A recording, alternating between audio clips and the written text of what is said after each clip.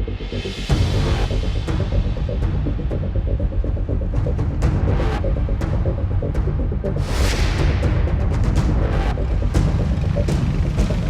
ini bekas hujan, jadi jalannya lebih sulit lagi dibandingkan biasanya. Karena kalau biasanya kita sudah menemukan titik-titik longsor, jalannya juga licin di tempat yang lembab. Ini ketika bekas hujan jadi jauh lebih sulit dibandingkan biasanya. Kalau jalannya udah bagus kan kita enak mau kemana-mana tuh, nah nggak lagi jalan kaki. Jalan ini maksudnya jalan ke kota jalan ke kota, jalan ke kebun. Kita minta ada dokter tetap di sini karena untuk berobat sangat sulit kami sebagai warga. Aturannya kan ini kecamatan, seharusnya fasilitas lengkap kayak dokter harus siaga di sini. Ini perawat, dokter nggak ada di sini.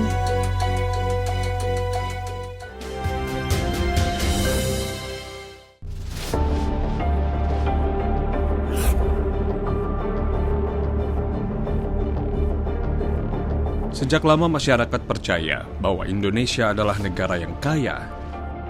Faktanya, masih ada jutaan orang hidup tidak sejahtera.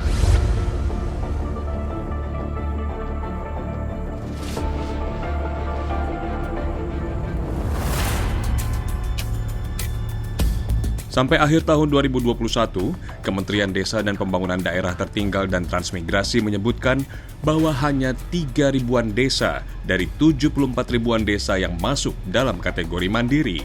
Sisanya masih berjuang lepas dari kategori berkembang, tertinggal, dan sangat tertinggal. Entah kapan mereka bisa merasakan hidup sejahtera. Sebagian besar terkendala karena infrastruktur yang buruk. Akses jalan yang ekstrim dan berbahaya menjadi penghalang mereka untuk bisa melakukan jual beli hasil kebun dan mendapatkan uang. Bukan 1-2 tahun warga mengalami hal ini, bahkan seumur hidupnya berkutat pada keterbatasan. Curah hujan yang tinggi membuat jalanan hampir tak pernah kering. Gerimis selalu membasahi jalur kami.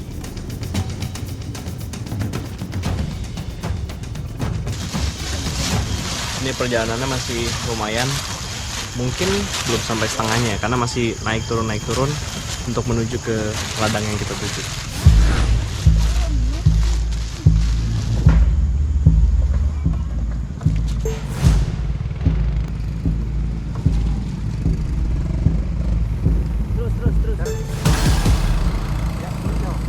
Jalan semakin licin dan membuat kami kesulitan untuk mengendalikan motor. Lebih dari 90% jalur yang kami lalui hanya berupa jalan tanah berbatu.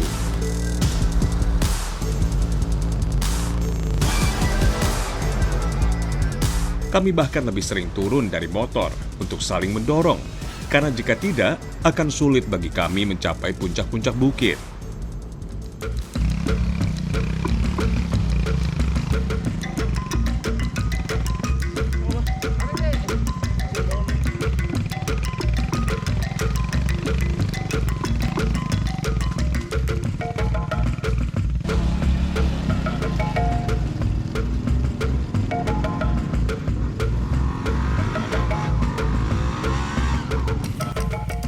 Kiri kanan kami, jurang, sungguh perjalanan yang sangat mengancam nyawa.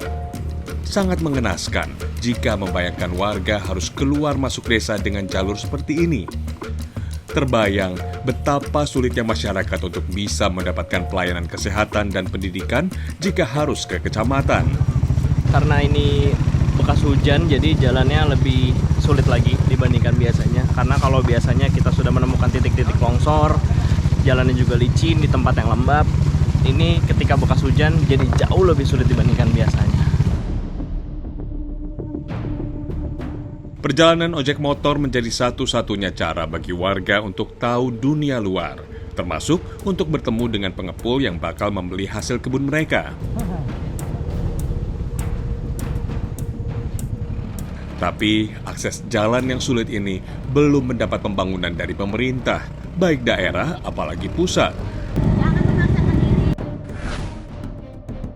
Masyarakat sebenarnya tidak membutuhkan jalan yang bagus, cukup akses jalan yang layak saja.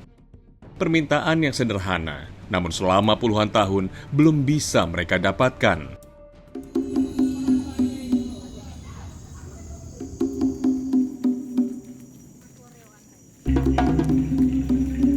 Warga mengajak saya untuk melihat salah satu potensi hutan yang mereka miliki. Jalannya cukup jauh dari rumah, lebih dari 1 jam berjalan kaki. Jaraknya sekitar 2 hingga 3 kilometer. Hutan di Kecamatan Upau masih terjaga keasriannya. Kita masih bisa menemukan beragam jenis tanaman liar, salah satunya adalah rotan. Ini harus sangat hati-hati karena tiap sisinya ada duri di batang dan daunnya. Baju, kemudian sepatu pun itu bisa tembus, jadi kita harus sangat hati-hati. Memakai golok pun kita juga harus hati-hati karena siapa tahu bisa kena tangan, ke baju, ataupun ke kaki kita. Satu-satunya penghalang adalah duri. Jika duri sudah dibuang, maka akan mudah bagi kita mengupas dan membersihkannya. Bisa bengkak, bisa juga jadi bisul. Oh, obatnya apa, Pak? Obatnya ini mungkin kalau dari istilahnya dari kesehatan mungkin pakai ampicillin bisa untuk menyembuhkan luka dalamnya itu. Nah, udah itu kan dari obat yang tradisional juga ada, pakai kunyit bisa untuk menyembuhkan itu. Oh gitu. Iya, kan kunyit itu jenisnya kayak obat merah kan. Nah, itu. Masyarakat di pedalaman sudah biasa memanfaatkan rotan sebagai anyaman dan tali pengikat. Tetapi yang kami cari bukan hanya itu. Baru pertama kali saya temukan warga yang memanfaatkan pucuk rotan. Mereka menamakannya sebagai umbut. Potongan rotan muda bisa diolah menjadi berbagai menu masakan. Ini salah satu cara masyarakat bertahan hidup, memanfaatkan hasil alam karena tidak mungkin untuk mendapatkan bahan makanan dari luar desa. Kalau jalannya udah bagus kan kita enak, mau kemana-mana tuh, nah nggak lagi jalan kaki. Jalan nih maksudnya jalan ke kota atau jalan ke kota, jalan ke kebun.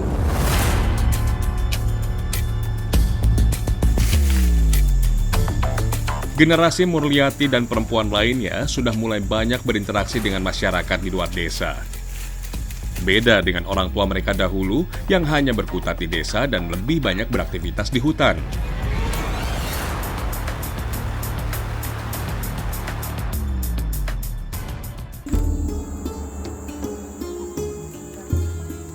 Badan rotan yang sudah kami kupas tetap kami bawa ke rumah untuk diolah menjadi kria atau kerajinan tangan.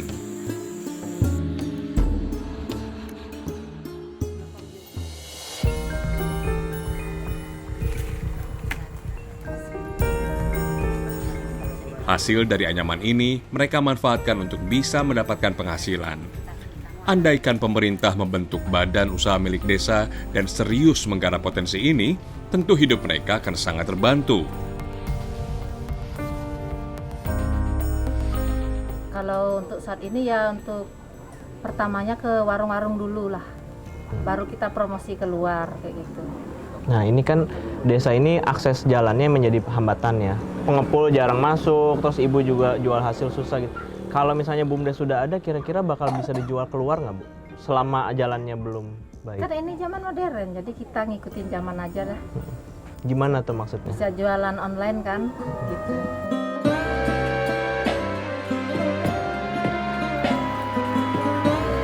Satu di sini, dua di sana, dua di Jika dibandingkan mengalirkan anggaran untuk BUMDes sekitar separuh dari dana desa, biasanya diutamakan untuk pembangunan fisik seperti jalan dan jembatan.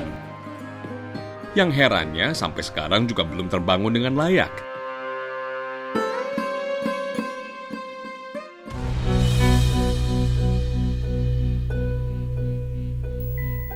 Untuk makan sehari-hari, warga lebih banyak mengkonsumsi sayur dibandingkan lauk seperti ayam, ikan, dan daging sapi. Bukan tanpa alasan. Ini lokasinya ada di padang yang liar, jauh dari pemukiman, di belakang pemukiman menuju ke kebun dan juga hutan. Tapi sampai ke sana nanti kita akan coba menyisir, karena nanti pakis-pakis ini akan diolah sama ibu-ibu, bisa dijadikan makanan, bisa dijual. Kalaupun dijual nanti uangnya untuk beli makanan lagi sama mereka.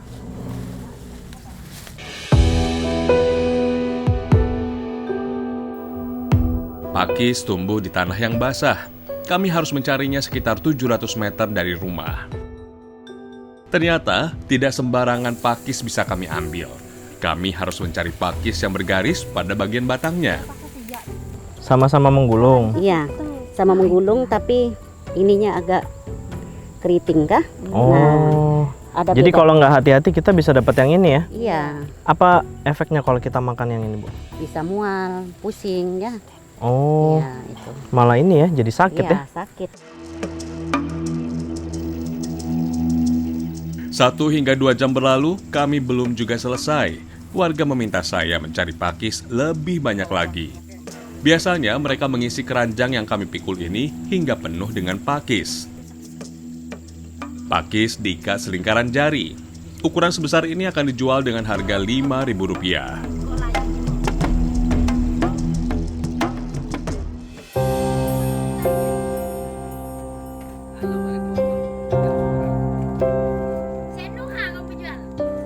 Pakis yang kami ambil laku 4 ikat. Kami mendapatkan uang sebesar Rp20.000. Jadi kalau ngambil 3, hasilnya buat belanja dan dibagi 3. Iya, iya. Cukup itu Ibu sehari-hari, Bu? Kira nggak cukup, dicukup-cukupin aja ya biasa ya. Iya. Jadi begitu kekurangan lauk atau misalnya mau beli sesuatu, ya udah cari pakis tuh. Cari pakis, sayur-sayuran yang lainnya juga. Singkong apa? Iya.